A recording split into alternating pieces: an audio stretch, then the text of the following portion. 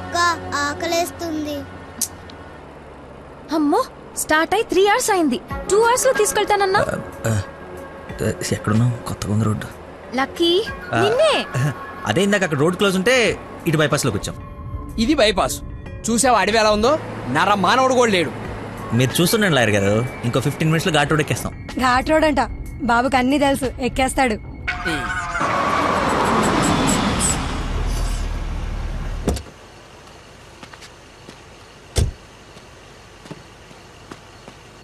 నాకేదో అనుమానంగా ఉంది.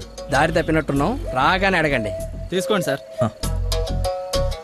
బాబుకి బాగా వేడి చేసినట్టుంది, కొబ్బరి బొండం తాగుతున్నాడు. అన్నీ మీరే అనేసుకోండి, నేను అడిగింది పట్టించుకోకండి. కొబ్బరి బొండం తాగుతున్నాడంట. బాబాయ్ శ్రీశైలం గెటాలా ఇటేగా? ఏడు శ్రీశైలం ఏందయ్యా? కర్నూలు దాటి బెంగళూరు దగ్గరలో ఉన్నావు. ఇక్కడ నుంచి 5-6 గంటల పైన. ఇప్పుడు బయలుదేరితే గానీ తెల్లారిసరికి వెళ్ళలేవు. అతనితో ఏం మాట్లాడా? అది చిన్న ఇన్ఫర్మేషన్. ఏం భయం లేదు కదా? మీరు ఊహించింది ఏదో జరగబోతుంది.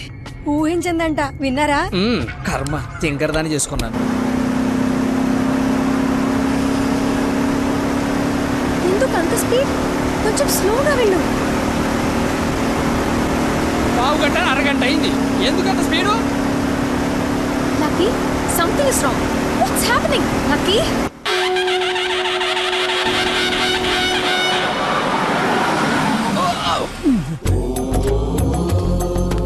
ఎక్కడ తీసుకొచ్చాడు? హర హర మహాదేవ శంభో శంకర. ఏది శ్రీశైలమా? అది శ్రీశైలం అయితే ఇది తిరుపతే. దీన్ని తీసుకెళ్లి ఇది నేను గుండు కొట్టించుకొని రావా? నోటుకొచ్చినంత మాట్లాడుకు. అవును, శ్రీశైలం కాదు, అంతకు మించి శివుడు లింగంలోకి ఉద్భవించిన ప్రదేశం, ఆయన నేల మీద మొట్టమొదటిసారి కాలు మోపిన పుణ్యస్థలం. వినండి, ఆ శివనామ స్మరణతో నేల పులకరించిపోతుంది. ఎంతో పుణ్యం చేసుకుంటే గాని పున్నమి రోజు ఈ టైంలో స్వామి దర్శనం కోసం మనం ఇక్కడ ఉన్నాం. వెంకటేశ్వర స్వామి తిరుపతిలో బిజీగా ఉండటం వల్ల అప్పుడప్పుడు చిలుకూరు వచ్చినట్టు, శ్రీశైలంలో భక్తుల రద్దీ పెరగడం వల్ల సతమతమై శివుడు ఇక్కడికి వచ్చి సేద తీరుతుంటాడని మీకు తెలుసా? సంవత్సరంలో 15 రోజులు మాత్రమే ఈ గుడి తెరిచి ఉంటుంది. అందుకే 2 గంటల నుంచి ఎంతగా వెతికానో తెలుసా? చెప్పండి, సంవత్సరం అంతా తెరిచుండే శ్రీశైలంకి వెళ్దామా? ఎంతో పుణ్యం చేసుకుంటే గానీ ఇక్కడికి రాని శివుని దర్శించుకుందామా?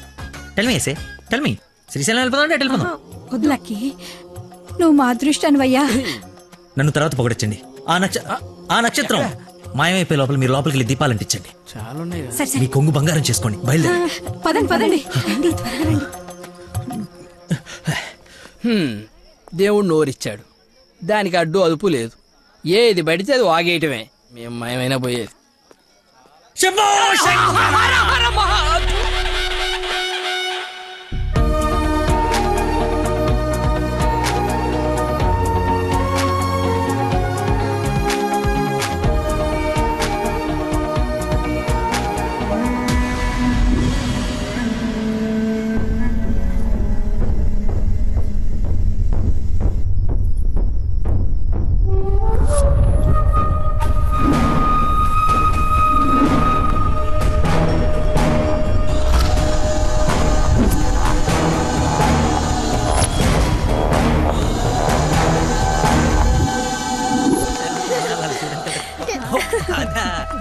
నెక్స్ట్ అంటే తీసుకెళ్తాను.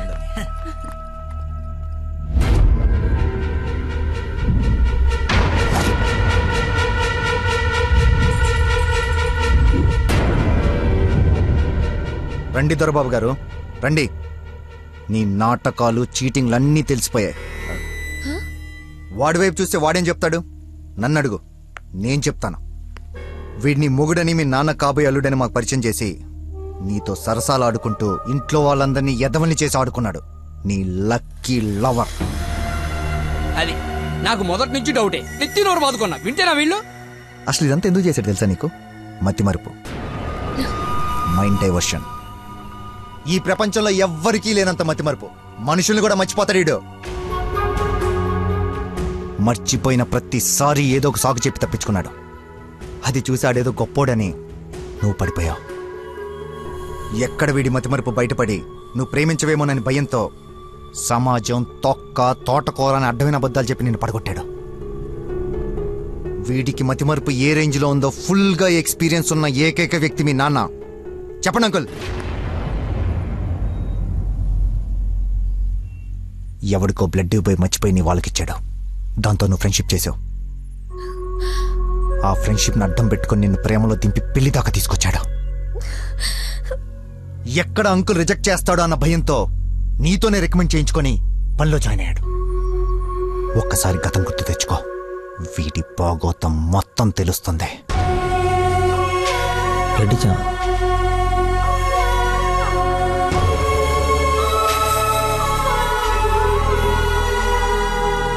మీరు ఊహించింది ఏదో జరగబోతుంది.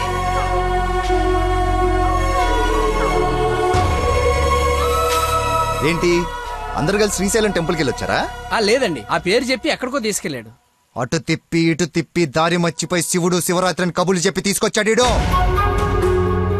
వీడితో గనక నీకు పెళ్ళేరే హనీమూన్కి ఎక్కడికన్నా వెళ్తే అక్కడ రోడ్డు మీద మర్చిపోయి వచ్చేస్తాడు. ఏం చేద్దాం వీడిని? ఏం చేద్దాం అంకుల్? ఓ వారం రోజులు లోపలేస్తాం అయితే మన జోలికి రాడు. చెప్పనందు ఏం చేద్దాం చెప్పు. అతను చెప్పింది నిజమేనా?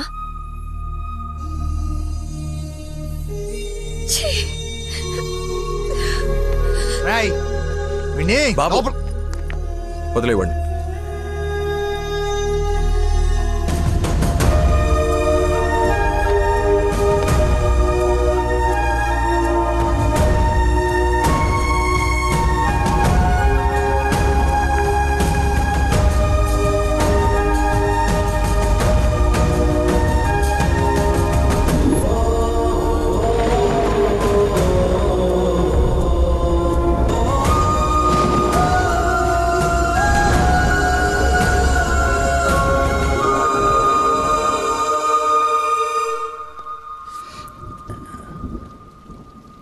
ఏంట్రా చెప్పేసావా?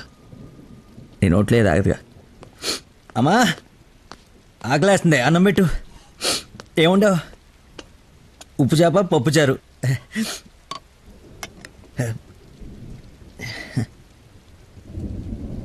నా ప్రేమను మర్చిపోవాలని ప్రేమగా ఉండవమ్మా.